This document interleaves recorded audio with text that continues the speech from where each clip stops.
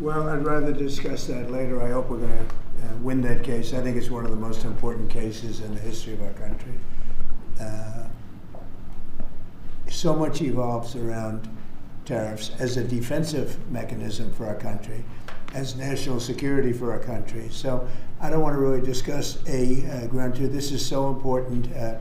If you look at China, and I covered this yesterday, but if you look at China, by putting a large 100% tariff over and above the tariffs they already paid, they came to the table, they talked, we made a wonderful deal for everybody. Our farmers, as you know, with the soybeans at levels that nobody's ever seen before, we were able to make phenomenal deals. If we didn't have the tariffs, we wouldn't have been able to do that. So we thought we did very well yesterday. We hope that we did. I think it would be devastating for our country, but I also think that we'll have to develop a Game 2 plan. We'll see what happens. Most people tell me we did very well legally.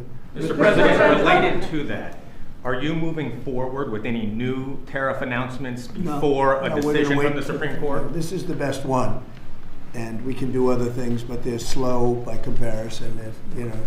Like as an example, with the 100%, I was able to do it instantaneously when we were threatened by the rare earths, as you know, the magnets.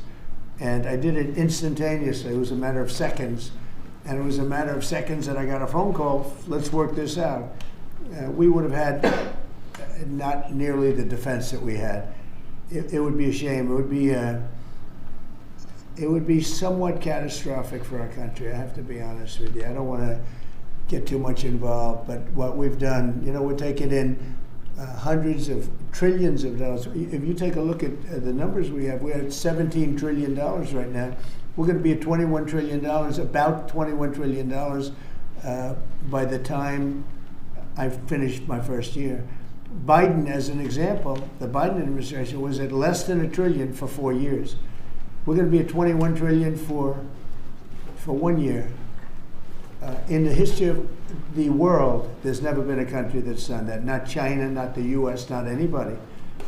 And a lot of that is because of the tariffs and the fact that the president is a competent president that knows how to use them. And I use them for national defense. Of the 8 wars I ended, I would say 5 or 6 were ended because of tariffs. I'll give you an example. If you take a look at India and Pakistan, they started to fight. They're 2 nuclear nations. They were shooting each other. 8 planes were shot down. There was 7, now it was 8, because the one that was sort of shot down is now abandoned. And 8 planes were shot down. And I said, listen, if you guys are going to fight, I'm going to put tariffs on you. And they both went, they were not happy about that. And within 24 hours, I settled the war. If I didn't have tariffs, I wouldn't have been able to settle that war. So it's great national defense, and you have to be quick moving. You can't wait around for months and months while you're doing studies and you're doing all of this, or go back to Congress. Look at Congress. We can't even get a continuation from Congress. Think of that. How would you have to go back to Congress you have to do this spur of the moment? Because just so you understand, we're hit spur of the moment. Other countries have used tariffs to absolutely, they would have destroyed us. If I didn't come along, our country would be destroyed right now. The tariffs have made us rich in terms of national security. They've made us secure. And if you have economic strength, that's also, if you have a lack of economic strength, that's national security also. But we have great national security because of those tariffs. So I think it would be devastating if we lost that ruling. But before the Supreme Court issues a ruling, it could be several weeks. Are you going to lay out any new additional tariffs before? I don't want to talk about it. I'm going to hope that we win. I can't imagine that anybody would do that kind of devastation to our country. We'd have to pay back trillions of dollars. We've taken in trillions. We haven't taken in billions. We've taken in trillions of dollars. We've made trade deals based on that give us, as an example, European Union, $950 billion. Japan, $650 billion. South Korea, $350 billion. Without this, we're not talking about that kind of money. And they're okay, they're satisfied, they love us. I just left. They all love us. So it's not like we're such bad people. But they were doing it to us until I came along. Now they don't do it to us, we do it to them a little bit. But if they took this away, we would be defenseless against tariffs from other countries. Mr. President, there are people on employer plans and individual plans who also don't have access to GLP-1s. What can you do to make those insurers and PBMs get these same prices so they can put access for those I'll folks? ask Oz or Bobby that question. It's a good question. Absolutely. Many Americans receive their insurance through the commercial markets. The companies have committed to ensure that at worst, prices are at MFN on GLP-1s and are committed to continue to negotiate those prices down based on volume, just as they do in any other instance. Another really interesting thing we're seeing, though, is that commercial plans and PBMs increasingly are enabling access for their beneficiaries, their patients, to make purchases in the cash market and then still receive coverage out of their accumulators and their deductibles. And so we're building that capacity, and absolutely, Trump RX is being built to enable just that behavior and drive transparency in the process. Mr. President, there are so many Americans that report tremendously positive results from these drugs. What real-world impact do you think this will be? Is there an estimate on how many Americans may now take these drugs? And also about the informed consent on side effects. There are lawsuits against these companies that some people experienced damage to their gut health, vision loss, and other potentially serious side effects there. So how will we ensure Americans are able to make the best choice of the risk versus the rewards? Well, I'll let them speak about the side effects, but I've heard about very little side effects with respect to these drugs. I mean, it's all positive, and that's usually not the case. I mean, usually you hear bad things. You see these crazy commercials on television where they tell you 15 different things that can go wrong, and then you're supposed to buy it. Very few, but I'll let you handle that. At a high level, 1 in 3 people who can hear my voice are eligible for these medications. That's the magnitude of impact. And we believe, just to reemphasize, we will actually save the American taxpayer money if people use these drugs appropriately for the duration for which they're indicated. There are always going to be side effects of anything. Anything strong enough to help you, strong enough to hurt you. The question is the trade-off worth it? We know the ravaging risks of obesity and all downstream issues ranging from diabetes and hypertension to renal failure, dementia, heart disease, my specialty. But I'll ask Dave Ricks from Lilly to maybe start off, because he can give an honest appraisal of potential risks people should be aware of. There's no free cheese. Yeah. Oh, thank you. I mean, today, as you may know, there's about 8 million people benefiting from the 2 companies' medications. This new announcement will make that tens of millions that could benefit from it. So it's a huge improvement. But as the previous question, we need commercial plans and other insurers to step into this arrangement. I think probably both companies will work hard to make sure that happens. Yeah, as Dr. Oz said, no drug that can help you has no side effects. Most of them are well known. We've been using this class of medications for nearly 20 years. And that's why it's important that patients go to their doctor and decide together whether this is right for them, and their doctor knows their medical history and has the information about these medications. But we're confident in the safety, but there's always some precautions we should have, and people's own medical histories matter in that decision. And are there any estimates for? Yes. What I would like to say is also that, of course, in my speech I made a comment that what happened today allows us and Lilly to provide medications to millions and millions more than they are getting it today. Today, a lot of those patients are trying to go out there and take the knockoff versions of these medications, mainly because they were cheaper than our medication. With the reduction of the price, hopefully many of these patients don't need to choose their safety over their wallet, and now are able to find the real thing at a very decent price. Is that a big problem for you? Knockoffs sounds like it might be. It has been, yes. It has been. But on the other hand, of course, patients have to be able to afford it. So it has been also our job to make sure that affordability. Are the knockoffs dangerous? The knockoffs are not FDA. The API, the raw ingredient that goes into them, are not FDA approved. So nothing is as good as the original. Yeah, I know that. Mr. President, yesterday in the Supreme Court, Chief Justice Roberts said that tariffs are taxes and that they're paid by Americans. He said this pretty clearly. And yet you're saying that this money is rolling in from other countries. How do you square those two? Well, it is. It's coming in because they've charged us. You know, those same countries that you talk about are charging us massive amounts of money.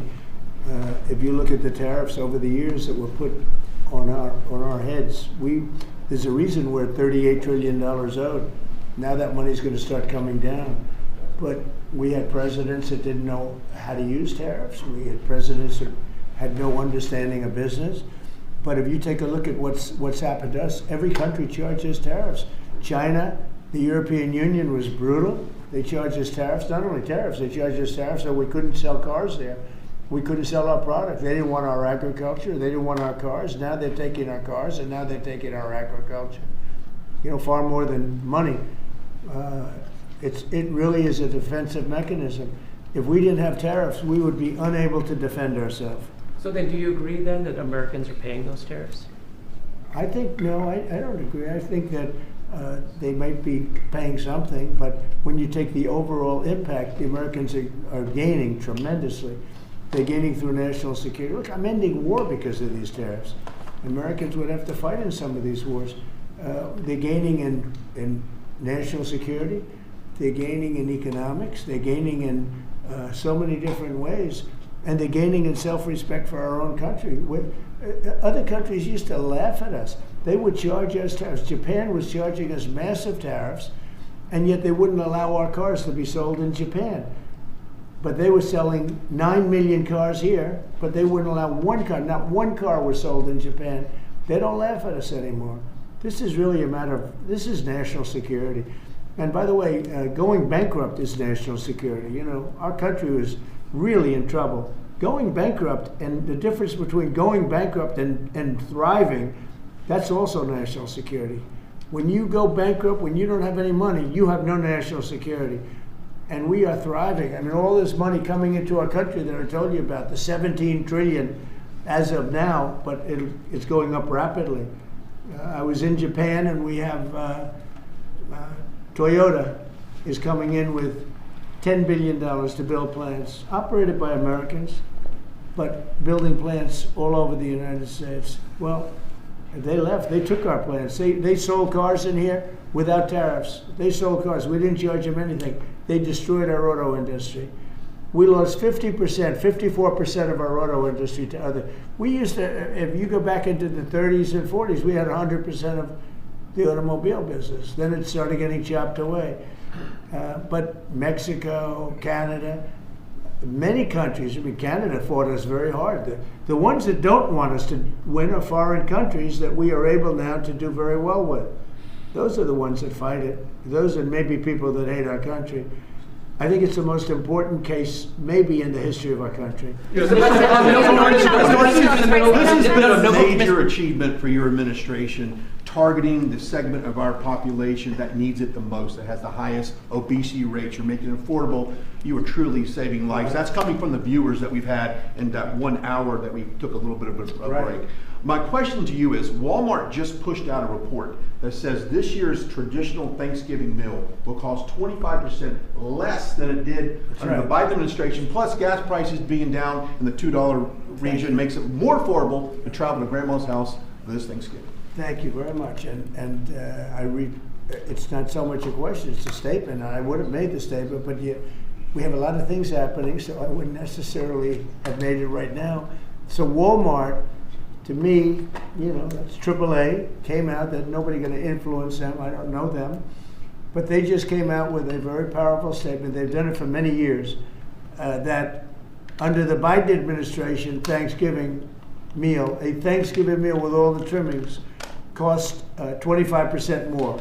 In other words, our Thanksgiving this year coming up will cost 25% less than sleepy Joe Biden's.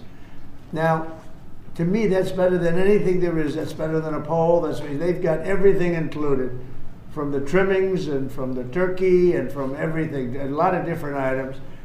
It's 25% less this year than it was last year when he was so-called in charge. He wasn't in charge. The people around the desk were in charge. The auto pen was in charge. That is a big factor. And I was angry last night with the Republicans. They say, you don't talk about this stuff. Nobody talks about it. You know, I rely on a question from a reporter to get that out. We should be talking about it because they talk about affordability. They don't have affordability. We had the highest inflation in the history of our country under Biden. We had high gasoline prices at $4.50, $5 a gallon. They're going to be hitting $2 a gallon with me. They're getting close to $2 a gallon. And when gasoline goes down and energy goes down, everything else follows. What the Democrats do is they lie. We are the ones that have done great on affordability. They've done horribly on affordability. The only thing is they go out and they take commercials how under the Democrats you have affordability. It's just the opposite. We have much lower prices than they do. And we only have one thing, beef, because the cattle ranches are doing well. We're going to bring the beef prices down, and they understand that, even if we have to help them out. But the beef also is not a big difference, but every price is down. The biggest price is energy. We're at almost $2 for gasoline, and you take a look at where they were at $4.50, $5 for gasoline. And when gasoline and energy comes down, everything else follows. And I was so happy. Last night I made a speech, and then I get off the stage. I said, I feel like going up and saying it, because I have a lot of respect for Walmart. And nobody's influencing Walmart. They came out and they said, Trump's Thanksgiving dinner, same things, is 25% less than Biden's. And we are the affordability one. We are the ones that have done a great job at affordability, not the Democrats. And yet, we just lost a couple of elections that were very Democrat areas. Maybe it won't be full. They weren't very Democrat when I ran a year ago, because I did well in those areas. But we just lost an election, they said, based on affordability. It's a con job by the Democrats. The Democrats are only good at con and cheating on elections. Thank you for the question. Can I ask a question about India? Say it. How is the talks with Prime Minister Modi Great. going on He's a great. trade deal? And when It's do you, going good. He stopped buying oil from Russia. when do you plan And to he's a announce? friend of mine, and we speak, and he wants me to go there, and we'll figure that out. I'll go. I had a great trip there with Prime Minister Modi. He's a great man, and I'll be going. Yeah. Novo Nordisk is in the middle You're of a planning to go to 10. India next Go ahead, year? please. No. You're planning to go to India next year, sir? It could be, yeah. Novo Nordisk is in the middle of a potential $10 billion acquisition for a smaller obesity biotech. They might need your and the FTC's help to see that through. Do you have any issues with that, or Eli Lilly buying a smaller obesity biotech from an anti-competitive Well, I don't standpoint? know.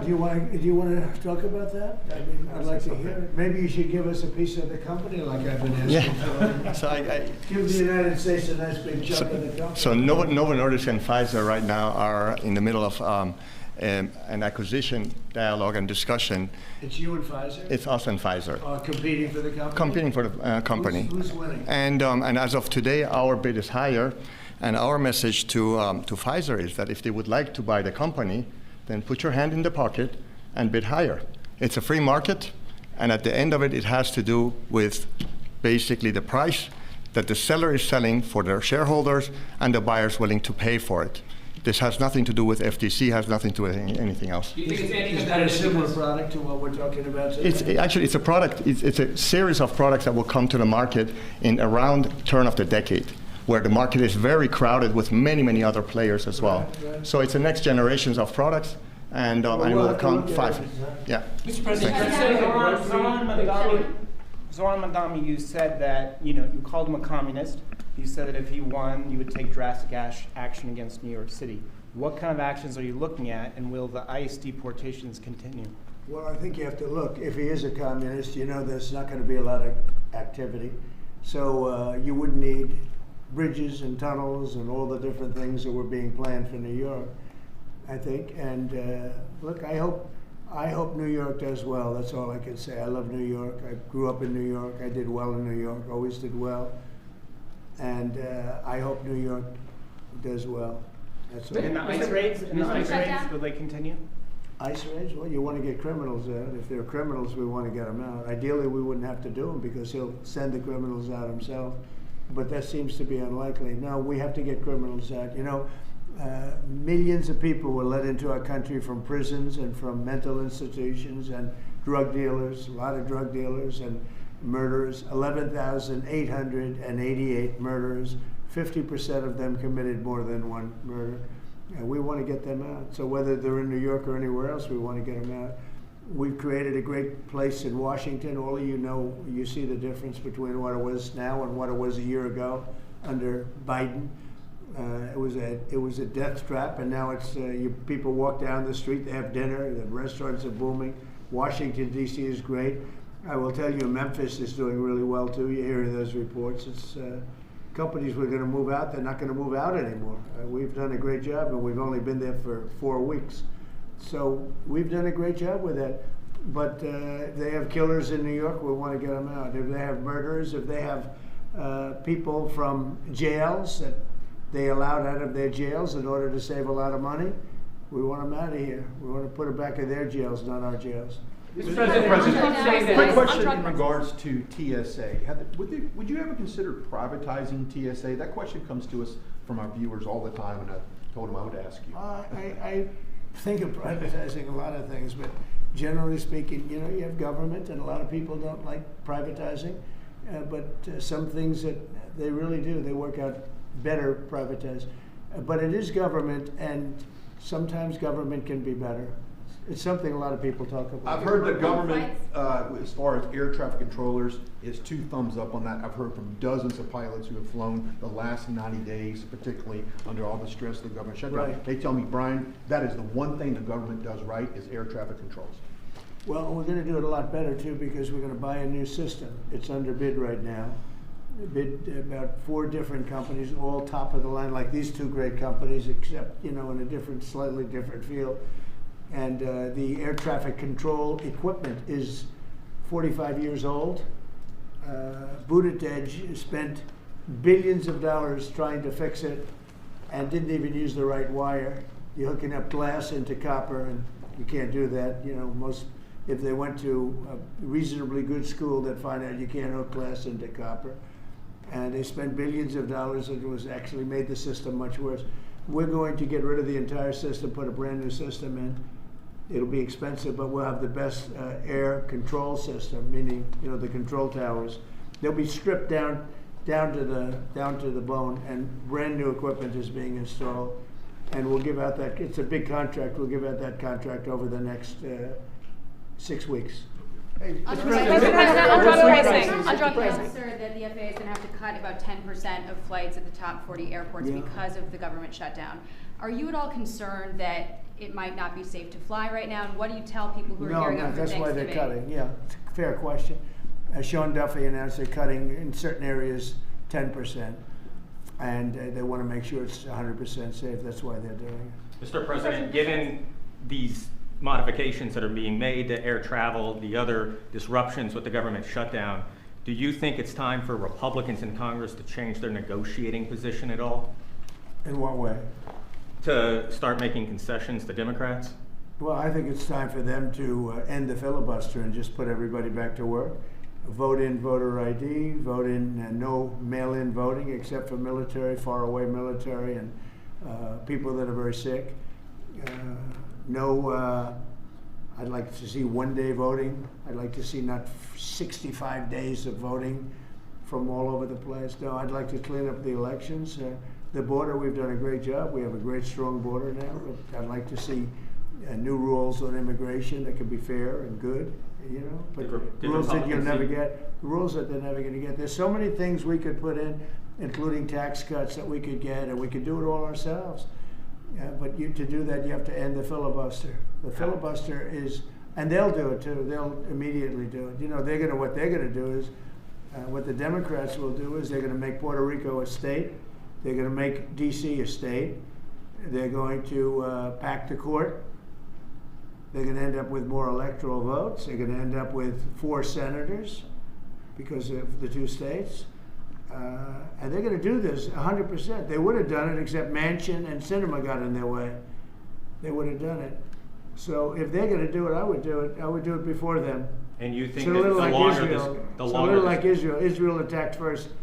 That attack was very, very powerful. I was very much in charge of that. When Israel attacked Iran first, that was a great day for Israel, because that attack did more damage than the rest of them put together. What I'd like to see is voter ID. Who wouldn't approve voter ID? The Democrats. Why wouldn't they approve it? Because they cheat. There's only one reason we don't have voter identification. And we should have it. if we got rid of the filibuster, in one day you'd have voter identification. The only reason they don't want it is because they cheat. Mr. President, There are some people on Republicans who would also like to see the ACA tax credits extended for middle-class folks who are buying insurance on their own. Right. Where do you weigh in on Well, that? I don't weigh in it, but we're looking at all of that right now. We're looking at all of it. There are a lot of great ideas out there, including for health care, because Obamacare is a disaster. The Obamacare premium is going to go up 17 or 18%, and that's not my fault. I didn't want Obamacare. That's the fault of the people that put it in, the Democrats. And now they want it subsidized further. But you know, where you take it from them, you take it from a lot of other people. We could have much better health care at a much lower price. Mr. President, will you be doing another one of Grocery these drug price. pricing announcements with another company, or is this the last we're going to see for About a little what? while? About drug pricing, deals Oh that no, you're everybody's considering. involved, and we're going to get low pricing from. All companies are being involved. We are now going to have, with all drugs, the lowest price anywhere in the world. That's the price we're going to have. And will you have That's another called number? favored nations. We were stupid nations before. We paid 10 times more, sometimes 15 times more, than they were paying in Europe and other places. So that was really stupid. In 2 years, Mr. President, you promised in 2 you would years, lower these will grocery go down. prices. The injectable prices will go down to $250, I believe. But American patients might still look at European prices and say these aren't quite low enough to match that. What would you say in Well, response then to we're people? going to match it because as far as I'm concerned, we're at favored nations. If Europe is paying less, then now there could be other reasons. There could be a distribution, et cetera, et cetera. It's harder to get to, but outside of pretty minor things, this is favored nations. We are going to be paying the lowest price in the world, outside of some nations that are stone cold bankrupt, have no money, and people make contributions of medicines to those nations, including us. We're going to have the lowest prices anywhere in the world. And your drug prices will go down 600, 700, 800%. And I'll be given no credit for it, because I never get credit for anything. But nobody else could have done this. So they might go- Thank you very how is much, it drug everybody.